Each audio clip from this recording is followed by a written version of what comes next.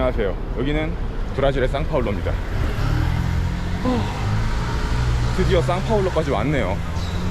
상파울로가 굉장히 위험하다고 많이 알려져 있습니다. 실제로도 그런 것 같아요. 왜냐면 전 뉴스에서 하는 말은 잘 안 믿어요. 근데 왜냐면 뉴스는 안 좋은 것들만 부각해서 보여주잖아요. 근데 여기 상파울로는 제가 만났던 이 여행자들, 배낭 여행자들끼리 만났을 때 다들 위험하다. 브라질은 대낮에도 위험하다. 손에 핸드폰 들고 있으면 그냥 와서 다 뺏어간다. 카메라도 마찬가지겠죠. 그래서 만반의 준비를 하고 나왔습니다. 3단봉 챙겼고, 근데 지금 제가 메고 있는 이 가방은 페이크예요. 진짜 중요한 것들은 여기 놨습니다. 상파울로 도시가 어떤지 한번 돌아보겠습니다. 오늘 상파울로가 고층 건물들이 좀 빽빽합니다. 포르투갈 식민지 시절에 만들어진 개척 도시입니다. 근데 그 당시에는 많이 발전을 하지 못했어요.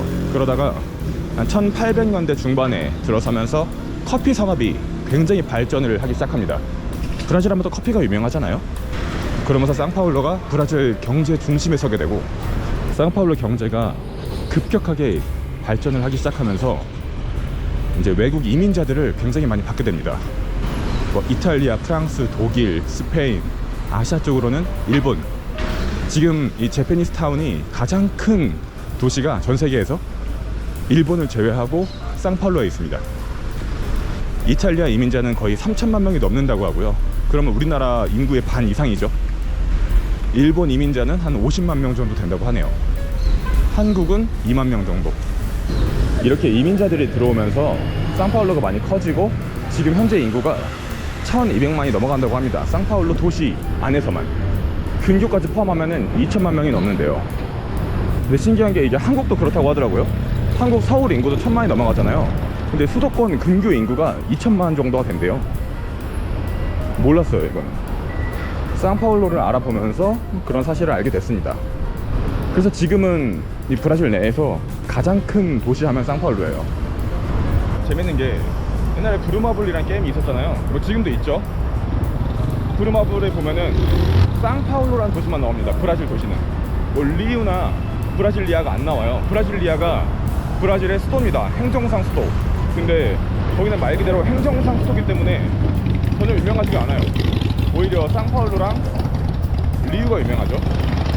한국으로 치면은 상파울로가 서울, 리우가 부산이면 브라질리아 수도는 우리나라의 세종시 정도다, 이런 말이 있더라고요.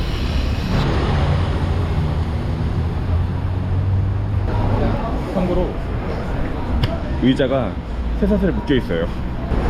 의자를 가지고 가는 사람들이 많아요. 여기 보면은 저렇게 백인들의 비중이 엄청 많아요. 이 상파울루 인구 중에 60%가 백인이라고 합니다. 원래 브라질의 이제 본토 사람은 원주민이잖아요. 근데 원주민의 인구보다 이제 이주해온 사람들, 특히 유럽에서 이주해온 사람들의 인구가 워낙 많아져가지고 백인들의 인구 비율이 훨씬 높아졌다고 해요. 실제로 지금 원주민의 인구는 굉장히 적다고 합니다. 특히 이 상파울루 안에서는. 오브리가도.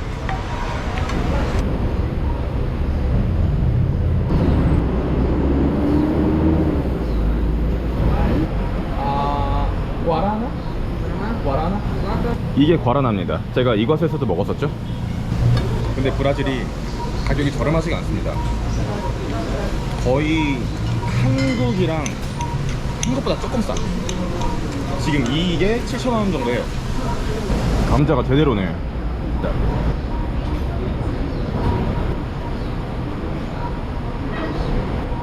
좀 그런 맛이 나요. 우리가 예거마이스터나 바카스 먹을 때 뭐 치약 맛이 난다, 살짝 이런 느낌을 표현하잖아요. 이것도 사실 그런 느낌이 있어요. 치약맛 나는 느낌이 있어요. 이 브라질 닭은 확실히 크네요. 배불러. 이거 하나 먹는데.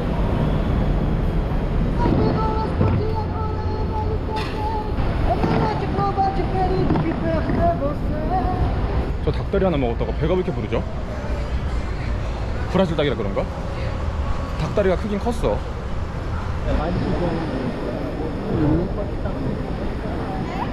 지금 상파울로 길거리를 걷고 있는데 핸드폰을 만지면서 걸어가는 사람이 거의 없습니다. 거의 못 봤어요.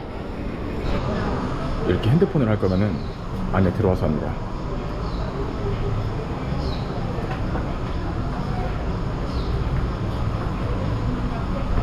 이렇게 건물 안에 들어와서 핸드폰으로 검색을 하고 본 다음 나가는 거예요. 밖에서 핸드폰하고 돌아다니면은 소매치기의 위험이 있으니까. 현재 시각 12시 57분 31도예요 상파울로는 그렇게 더운 지역은 아닙니다. 브라질은 안데스 산맥이 지나가는 곳이 아니라서 고산이 별로 없어요. 현재 고도가 700입니다 근데 여기서는 이게 좀 높은 편인가 봐요. 그래서 기후가 여름 내내 좋다고 하더라고요. 여름에 한 30도 초반, 그리고 이제 7, 8월 되면 여기서 이제 겨울인데 겨울에는 한 15도 정도. 그래서 여기가 커피나 뭐 모카, 쌀, 사탕수수 이런 그 농경 문화가 많이 발전을 했다고 합니다.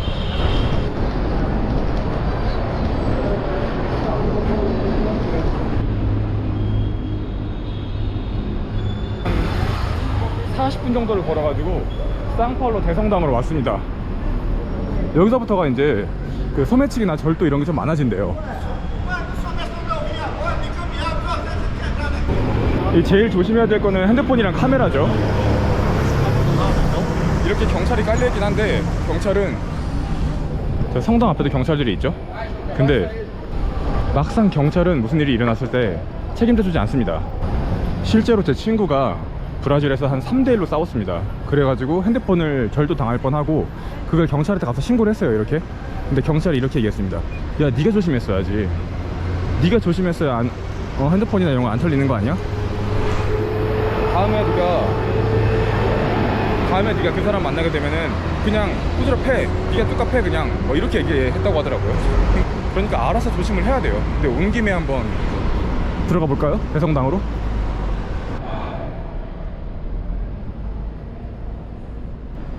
와, 진짜 크다.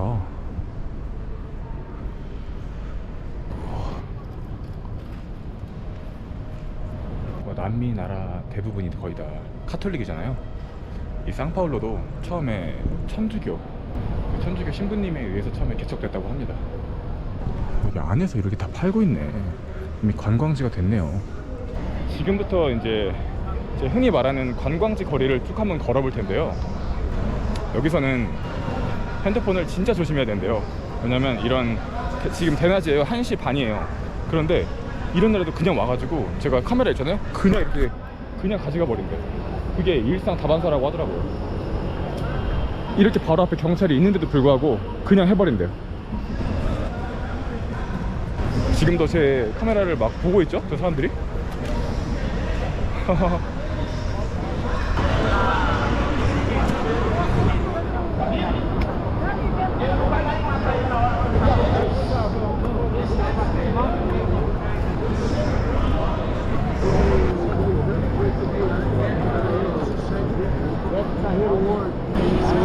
뭐라는 거야?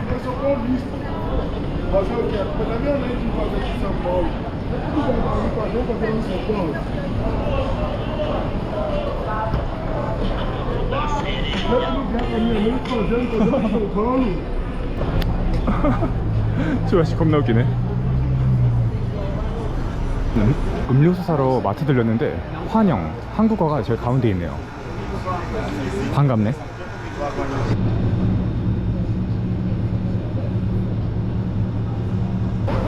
오브리가도. 이런 자전거 조심해야 돼요. 제가 어제 와가지고 이걸 먹어봤어요. 코카콜라 콤 카페. 그러니까 커피가 들어있는 코카콜라입니다. 또 브라질의 커피가 유명하잖아요. 어제 먹었는데 이거 겁나 맛있어요 진짜. 코카콜라랑 커피는 솔직히 상상을 안 해봤잖아. 뭐 있는지 모르겠어요. 난 상상을 안 해봤어. 근데 진짜 맛있더라고요. 원래 보통 코카콜라랑 뭐 잭다니엘 이런 거 많이 먹죠. 또 커피의 나라 브라질이니까.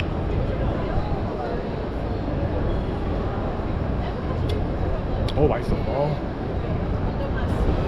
향이 커피예요. 목구멍 내려가는 건 코카콜라예요. 왜냐면은 탄산이 있으니까. 근데 향이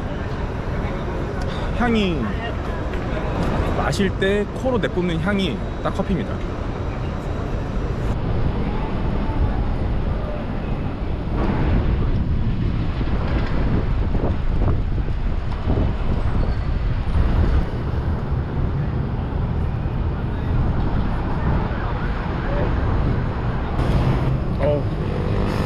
지금 여기 다리 건너오는데 냄새가 장난 아니다. 찌링내랑 그 노숙자들 그 냄새랑 다 섞여가지고 오, 찍진 않았는데 노숙자가 엄청 많았어요. 너무 들이대고 찍는 것 같아가지고 카메라로 찍진 않았습니다. 저 앞에 성당 계단에서도 이렇게 다 자고 있죠, 사람들이.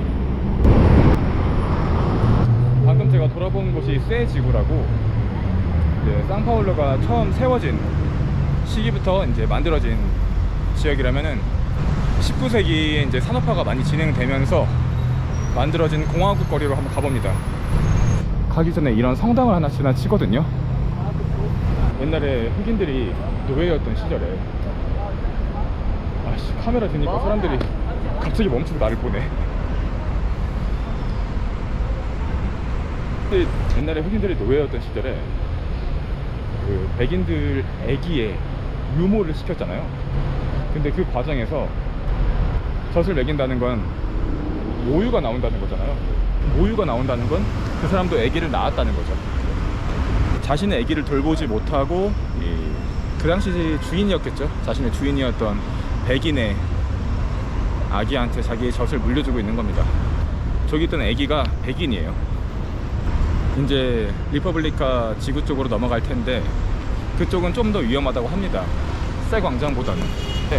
공화국 광장이 상파울루에서 이런 절도, 도난 사건으로 가장 많은 신고가 접수되는 곳이래요. 물론 신고가 접수된다고 해서 일이 해결되는 건 아니죠.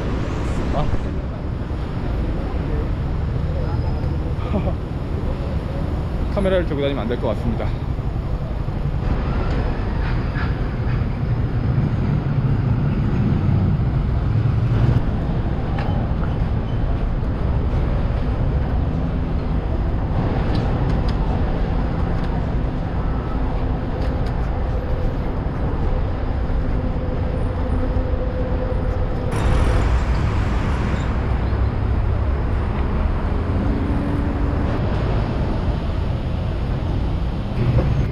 건물이 완전 불에 탔나 이거? 와, 씨. 이 건물 분위기 진짜 쎄하다. 어?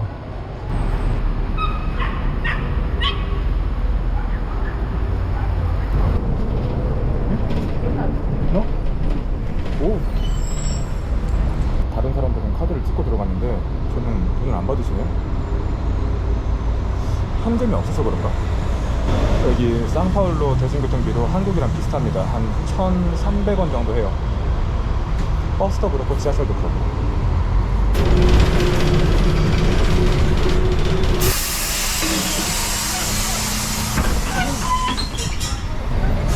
여기 상파울루의 관광지 중에 하나인 베트남 벽화거리라고 있어요. 베트남이 아니지, 배트맨 벽화거리. 어떤 한 화가가 배트맨을 그렸는데 그게 크게 이슈가 돼가지고 이런 벽화거리가 생겼다고 합니다. 제가 버스를 타고 왔는데 공동묘지를 지나가라고 되어 있네요. 얼떨결에 공동묘지를 왔습니다. 엄청 크네. 아기자기한 거리인 것 같아요. 그림이 되게 힙하다.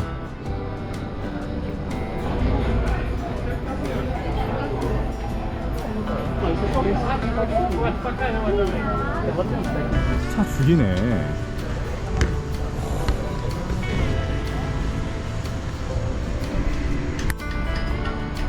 배트맨.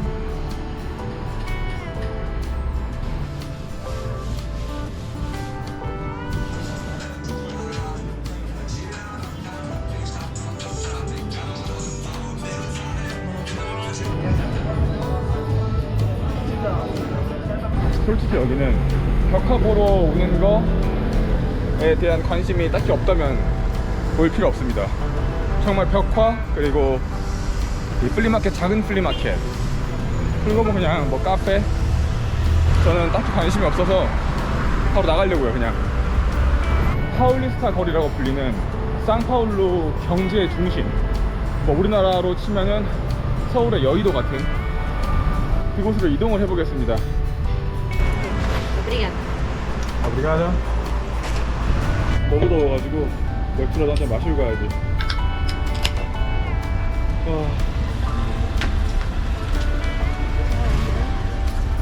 그래도 브라질이 좋은 게 뭐 편의점에서 얼마를 사든지 간에 카드 사용이 가능합니다. 여기서 사면은 이게 3점 몇 헤알이니까 8,900원, 1,000원 좀 안 하는 거예요. 근데 아까 배트맨 거리에서는 이거에 한 3배, 4배를 받더라고요. 이게 여기 3점 몇인데 거기서는 13, 14, 15 이렇게 받더라고요.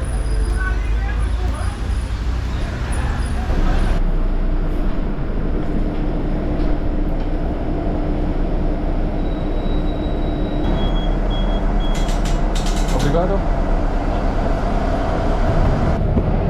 이번에 돈을 받는 거 보니까 아까 진짜 현금이 없었나 봐요.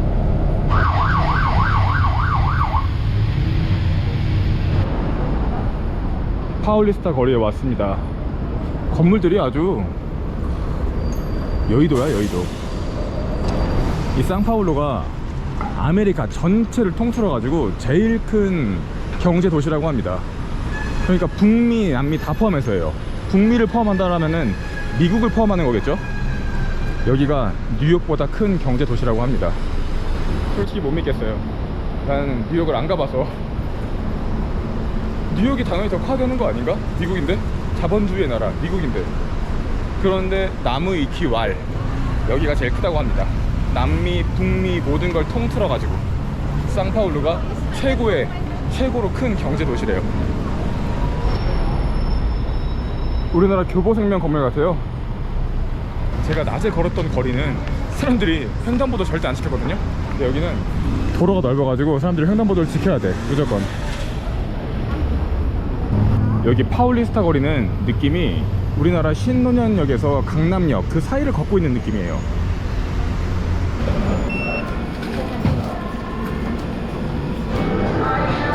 스타벅스에 왔습니다.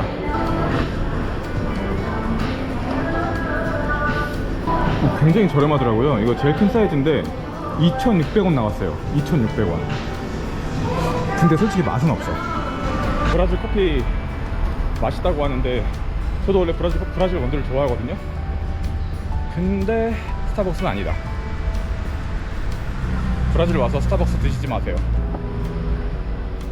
저는 조금 쉬다가 해가 진 후에 다시 나와보도록 하겠습니다.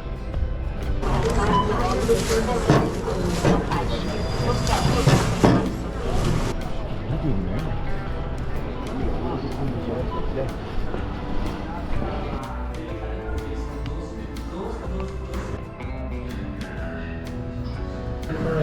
Yeah. I watch one series, one drama. So for South Korea.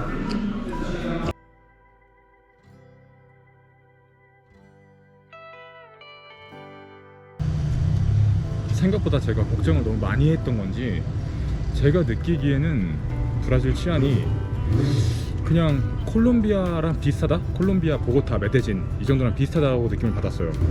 제가 오늘 총 16km를 걸었어요. 16km를 세지구, 공화국지구 뭐 이쪽을 다 걸었습니다. 그런데 뭐 저는 별일 없었고 제가 무슨 어떤 별일을 목격하지도 못했어요. 그리고 이 호스텔에도 털린 애가 없어요.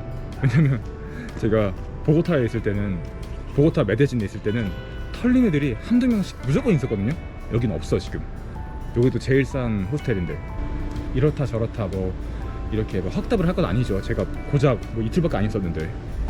브라질도 사람 사는 곳이다 라는 생각입니다.